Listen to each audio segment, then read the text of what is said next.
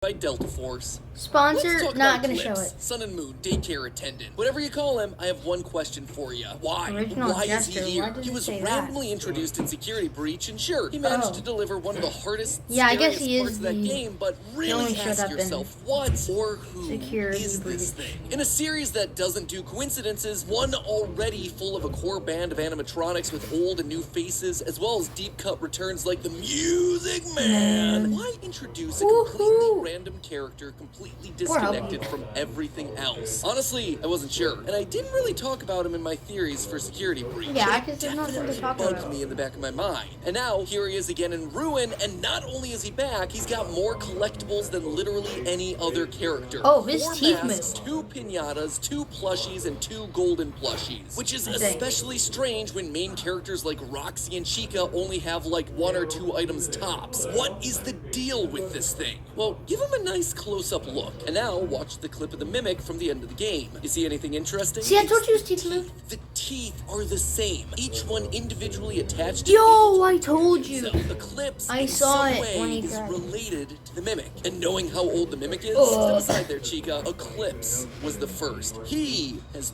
truly seen everything. Well, not really. Hello, Internet. Welcome to Game Theory, a show that has valid theories, no eggs required. My theory is the valid theory. Matt Pat can suck an egg. This one's for you, Mark.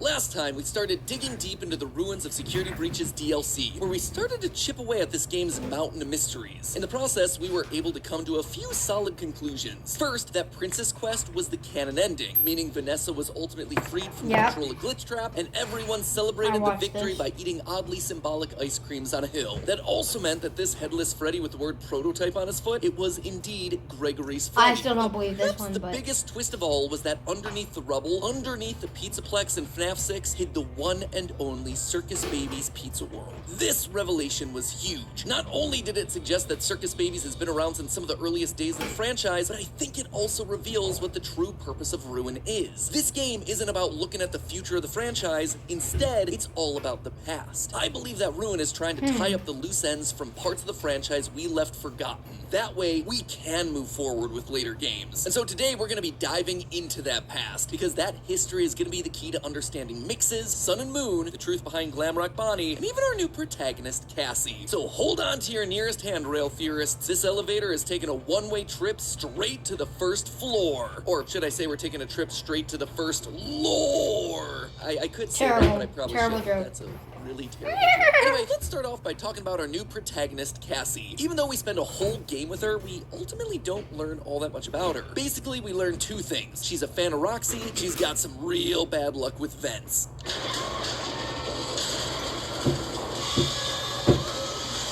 This vent is creaky. I really hope it doesn't. Oh! Yeah, I completed this game. Go watch that live stream. Every single time I get in one, it breaks or something jumps out at me. We also know that no one showed up for her birthday party. Who? Booked your party.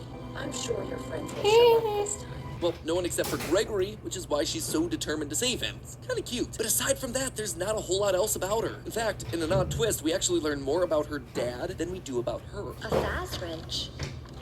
It's just I thought this was Henry. Not just in random throwaway lines either. Thanks to the AR collectibles found throughout the game, we get a ton of information about Cassie's father. That her dad used to collect old Freddy and Friends lunchboxes. That Bonnie was his favorite character. That he refused to tell Cassie why Bonnie got replaced. And notice how every line describing him is written in the past tense, implicitly telling us that her dad is no longer around. There is a lot in here. It would be fine if she just offhandedly mentioned her dad once, but the fact that Steel Wool has put multiple references in here means that this character has to be important in some way. But how? And more importantly, why? Well, for Cassie to say that her Faz wrench is just like her dad's makes it pretty darn obvious that he not only worked for Fazbear Entertainment, but he was also a technician. Throughout the years, we've encountered a handful of technicians, mostly in the books. They're usually adjusting rides, fixing animatronics, nothing too exciting. However, there is one set of technicians that has gone long forgotten in the game series. That's right, way back in Sister Location, we got to see actual humans in this series, only for them to quickly get Sayori'd out of the picture. Heck, we even got to hear these guys.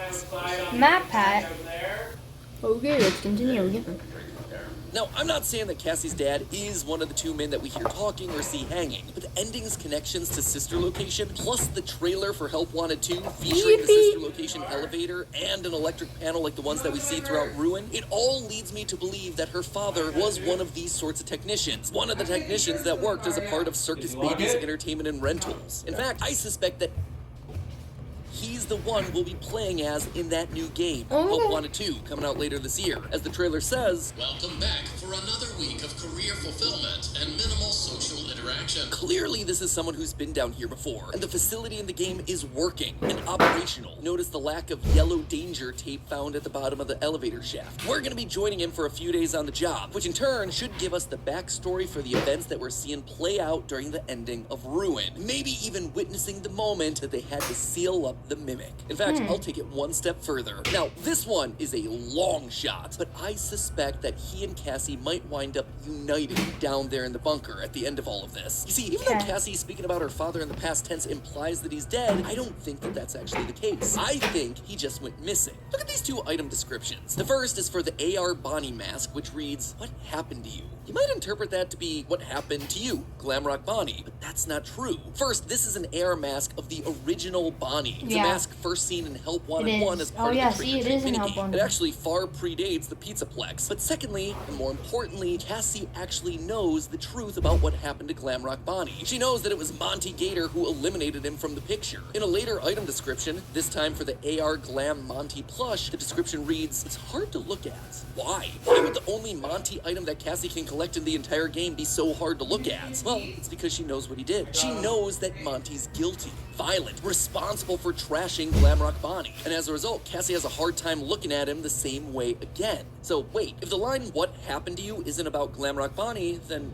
who is it about? Well, it's about her dad. He disappeared one day and they don't know where or why. That's why she refers to him in the past tense. But that then leads us to another question. Why is she reminded of him with that particular item? The Bonnie mask. Just because Bonnie was his favorite? No. I suspect it's because her father wore that Bonnie mask. And not only did he wear it, he wore it during the single most infamous scene in the entire franchise, the Bite of 83. Was that the Bite of 87? No, Mark, it's the Bite of 83. My theories are the only valid theories. You go lick a stick. I'm saying that Cassie's dad is the Bonnie bro. Now, that at first might seem like a stretch, but again, remember what prompts the memory of her father. An old mask of the original Bonnie. Just like Bonnie bro wore on that fateful day all those years ago. What's more, notice what's missing from all these collectibles. You have a Bonnie mask and a Foxy mask, but no Freddy, no Chica mask. It's suspicious, right? Like, why? Why would Steel Wool include such a random and, more importantly, incomplete because Foxy and Bonnie did it. Trying to tell us something, that this mask is connected to the Foxy mask, the one that Michael wore during the Bite of 83. What's more, Cassie's dad is clearly established to be a massive fan of the Freddy's franchise. One of the collectibles in Ruin are these cute little Freddy and Friends lunchboxes that we're told he used to collect. Now, Freddy and Friends was a cartoon series created by Steel Wool to help promote the release of Security Breach a couple years ago. It was animated in the style of old Hanna-Barbera cartoons, similar to things like Scooby-Doo, Yogi Bear, the Flintstones, all shows that actually started in the late 60s but remained popular throughout the 70s and the 80s. Dates that very nicely line up with Fredbear's Family Diner being open. And that's not all the proof we have here. Notice how these lunchboxes have a classic metal design with a metal handle on top? They're very similar to designs that we saw popular for kids' lunchboxes that existed between the 50s and the 80s. But here's the thing, we don't even need to go as far as masks and lunchboxes and cartoons. Pull up Cassie, pull up Bonnie, bro. Can you guess where I'm going with this? Can you?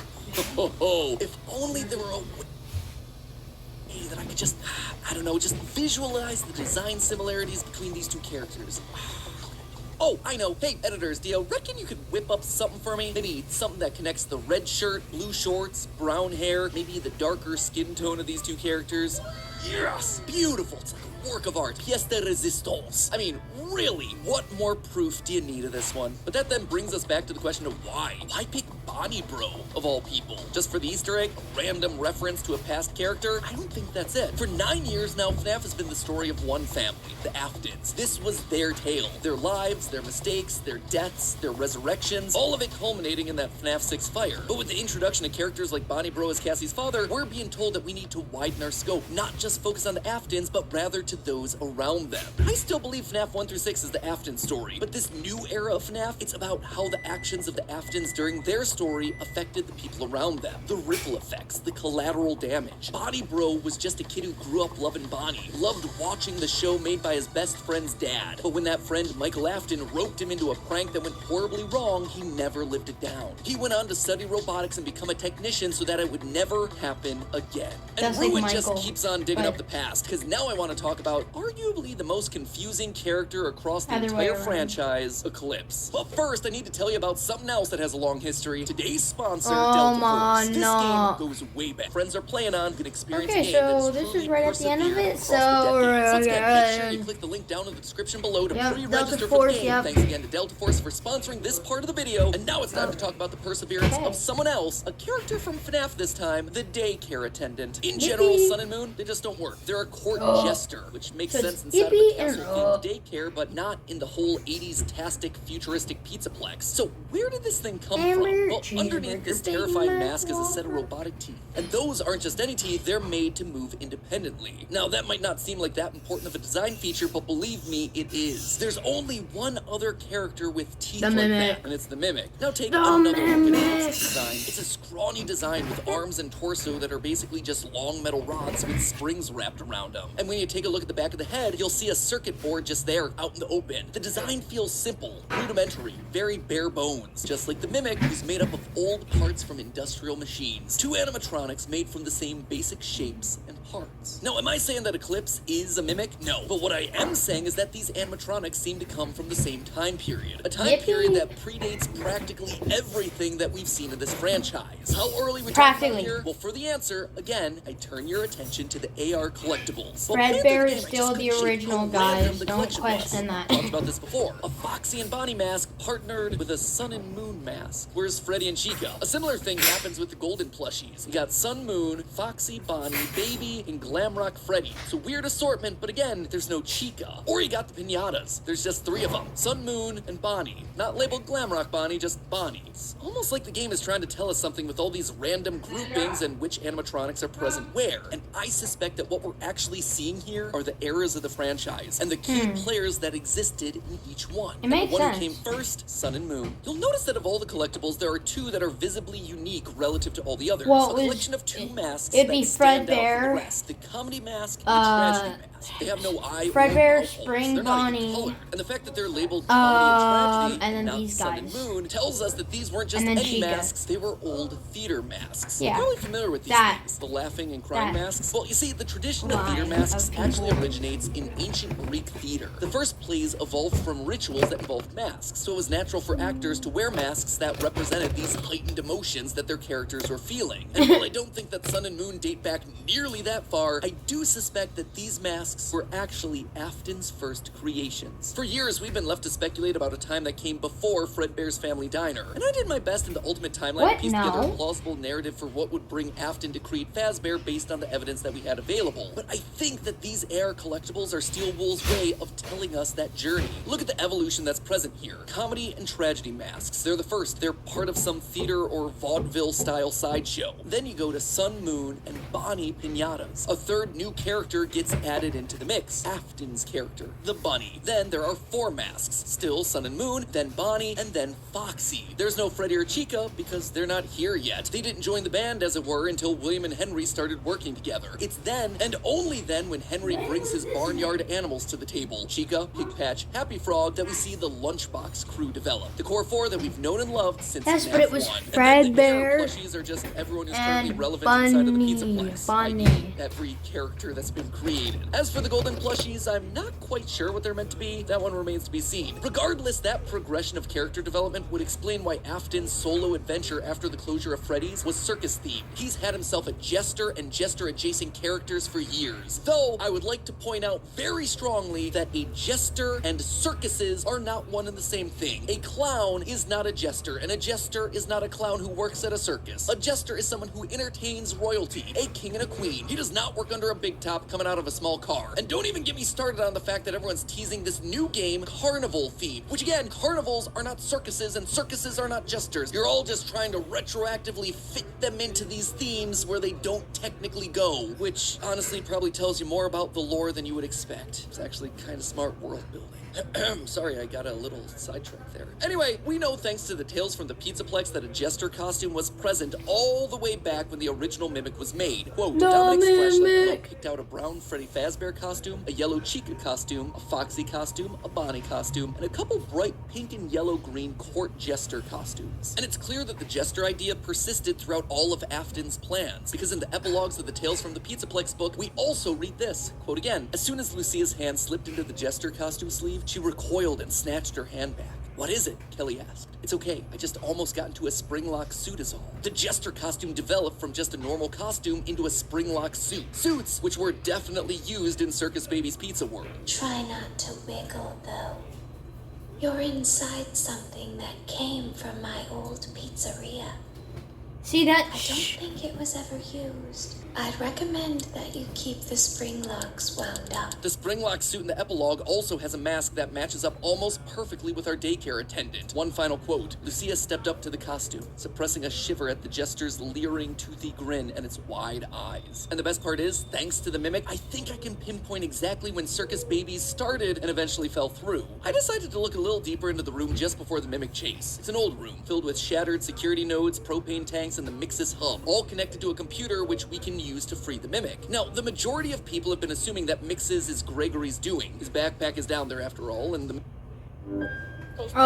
Mixes is Gregory's doing. His backpack is down there after all, and the Mimic has his walkie-talkie. But something just didn't add up to me. The computer controlling the Mixes server is way older than any of the other technology that we see throughout the Pizzaplex. We've got camera galleries, modern office spaces, even portable security camera viewing stations. But this super important system for keeping the killer robot under lock and key is using only an old CRT monitor? Yeah, no, that doesn't feel right to me. And this computer isn't just any computer, its design matches those from the 1980s. Specifically, it reminds me of the IBM PC-JR, computers that were released in, get this, 1984. Mixes has been around for a long time, trying to keep the Mimic locked away, but why? Well, I think I have an answer to that. An answer that also gives us an explanation for why Mixes shows itself as a blue rabbit. See, I don't think Afton only copied physical characteristics from the Mimic to make animatronics like Eclipse. I think he also took its software to speed up his creation process. I think that this was one of the ways he was able to populate Circus Baby's Pizza World with the Funtime animatronics. As John from the channel FNAF has been quick to point out time and time again, almost all of the Funtimes have themselves a very specific function. They have the ability to mimic voices. Just like John, I too believe that Afton got that functionality from the Mimic program itself. After the tragic death of his son during the bite of 1983, Afton needed a backup plan, something that he could build fast, just in case the Fazbear name was permanently tarnished. So he went back to the Mimic program and made a copy of its software, transferring it into his newest creation. I still think Fredbear, learn routines much faster. then Spring Bonnie, Catches and other then features to help him capture kids, all to forward if his what he's saying is experiments true, and then bring it his would son be back to life. Everything looked like it was those going according to guys. plan,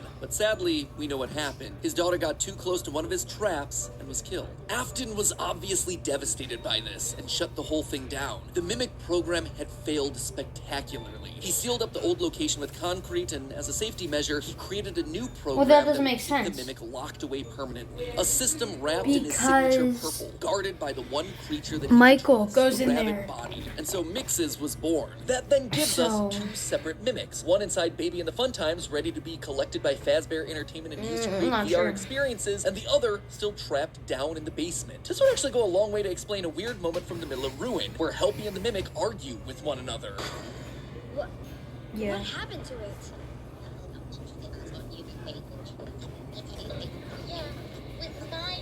They're both Mimic AI, so what exactly is going on here? Well, it's two versions of the same program finally in the same place after so long. Helpy is the Mimic program in the network, while the Mimic talking to Cassie is the physical Mimic down in the basement. It's possible, it's confusing, and I suspect it might just be right. Guess all in a day's work for FNAF lore, am I right? But hey, that's just a theory. A game theory. Thanks for watching. Yippee!